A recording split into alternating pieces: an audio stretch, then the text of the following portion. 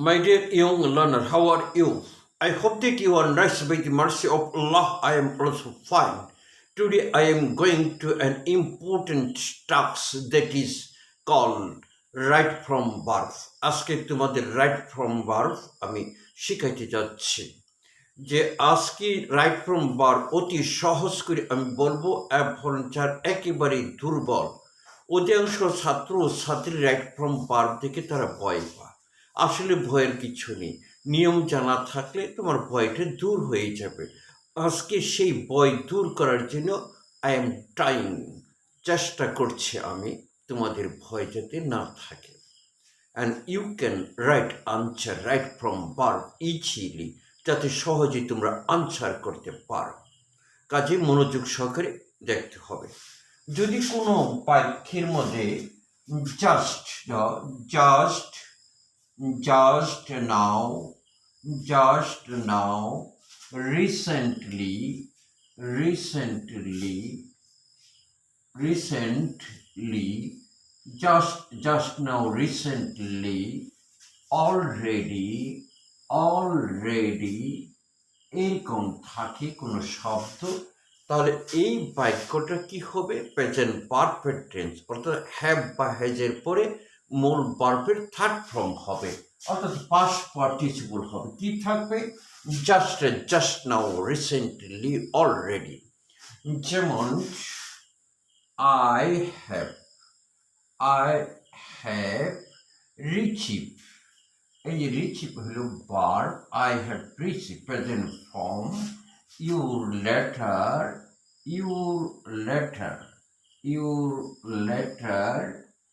just now, I've received a letter just now, আমি এই মাত্র তোমার চিঠি পেয়েছি। তাহলে কি হবে? রিসিভড হবে, past form, past participle form হবে। I've received your letter just now। তাহলে কোনো বাক্যে যদি রিসেন্টলি, অলরেডি, জাস্ট নাও থাকে, তাহলে সেই বাক্যটি কি হবে? প্রেজেন্ট পারফেক্ট, অর্থাৎ হ্যাভ বা হ্যাজের পরে মূল ভার্বের কি পাস্ট ফর্ম হবে। তাহলে আমি এই নিয়মটি সহজে পাইলাম। যদি কোনো বাক্যে সাবজেক্টের পরে তিনটি শব্দ থাকে, কি কি শব্দ? সাবজেক্টের পরে হ্যাভ, হ্যাজ, হ্যাড, বা বিং যদি থাকে, এরপরে যদি এই শব্দগুলি পরে হ্যাভ, হ্যাজ, হ্যাড, বিং, এই ভার্বগুলি সাহায্যকারী ভার্ব হিসেবে কোনো সাবজেক্টের পরে যদি থাকে, তাহলে ওই এরপরে যে ভার্বটা হবে, হ্যাভ বা হ্যাজের পরে যে ভার্বটা হবে, এর সবসময় ভার্বের থার্ড ফর্ম বা ফার্স্ট পার্টিসিপল ফর্ম হবে। যেমন আমি লিখতেছি he has do the work, তাহলে কি হবে এই বাক্যটা? He has do the work, সে কাজটি করিয়াছে, তাহলে এখানে ডান লিখতে হবে, he has done the work. তাহলে হ্যাভ, হ্যাজ, হ্যাড, বিং, এই শব্দগুলি জন্মই হয়েছে, এরা কার সাথে থাকবে? মূল ভার্বের পাস্ট পার্টিসিপল ফর্মের সাথে থাকে। হ্যাভ বা হ্যাজের পরে যদি কোনো ভার্ব এবং বিং এর পরে কোনো ভার্ব বসাইতে হয়, তাহলে ওই ভার্বটা অবশ্যই কি করে? থার্ড ফর্ম মানে পাস্ট পার্টিসিপল ফর্ম হবে।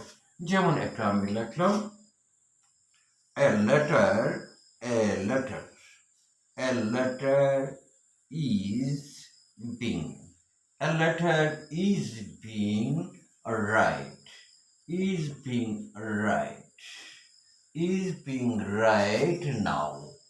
is being right now, তাহলে যে বিং আছে, বিং এর পরে কি হবে?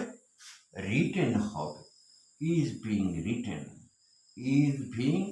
written now, একটি চিঠি লেখা হচ্ছে, এখন একটি চিঠি লেখা হচ্ছে। যে বিং এর পরে মূল ভার্বের কি হবে? পাস্ট পার্টিসিপল আর থার্ড ফর্ম হবে। শব্দগুলি হলো হ্যাভ, হ্যাজ, হ্যাড। আবার বলতে হ্যাভ, হ্যাজ, হ্যাড, এরপরে যদি কোনো ভার্ব থাকে, সেই ভার্বটা অবশ্যই ভার্বের থার্ড ফর্ম অর্থাৎ মূল ভার্বের পাস্ট পার্টিসিপল ফর্ম হবে। আমরা আরেকটি নিয়মে চলে যাই। যদি কোনো ভার্বের পরে সাবজেক্টের পরে am is are was were was were থাকে এবং কর্তা যদি এখানে সাবজেক্ট নিজে স্বয়ং কাজ করছে এরকম যদি থাকে, তাহলে এম ইজ আর ওয়াজ ওয়ারের পরে ভার্বের মূল ভার্বের সাথে কি হবে, আইএনজি যোগ করতে হবে। যেমন আমি লিখলাম হি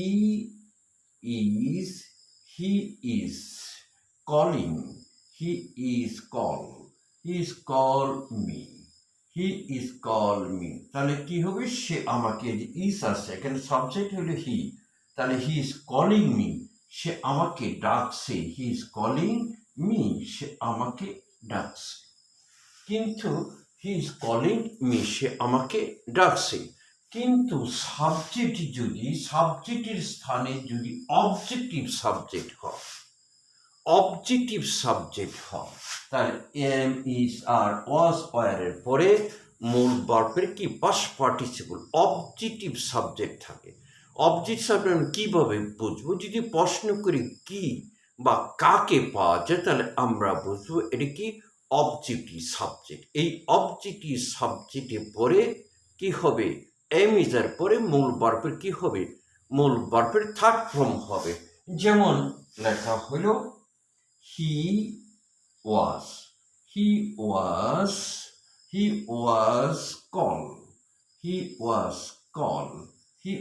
কল হিয়ার, তাহলে হি ওয়াজ কল হিয়ার, এখানে হি অর্থ কি সে বা তিনি না, এখানে হি অর্থ কি, এখানে হি অর্থ তাকে, কারণ এর অবজেক্টিভ কাকে ডাকা হচ্ছে, তাকে ডাকা হচ্ছে। হি ওয়াজ কল্ড হিয়ার, তাকে এখানে ডাকা হচ্ছে। আর আগের ব্যাখ্যাতে হি ইজ কলিং মি, সে আমাকে ডাকছে, এখানে বুঝে সাবজেক্ট নিজে কাজ করছে, কিন্তু এখানে বুঝে যাচ্ছে যে সাবজেক্ট নিজে কাজ করছে না, কাউকে ডাকা হচ্ছে, তাকে ডাকা হচ্ছে। তাহলে হি ওয়াজ কল্ড হিয়ার, তাকে এখানে ডাকা হচ্ছে। তাহলে এম ইজ আর এর পরে আইএনজি যোগ হবে কোন সময়, যখন সাবজেক্ট নিজে সরাসরি কাজ করবে। যখন অবজেক্টই সাবজেক্ট হবে তখন কি আইএনজি যোগ হবে না, বরং এটা কি হবে, মূল ভার্বের থার্ড ফর্ম হবে। যেমন বললাম ইংলিশ ইজ স্পিক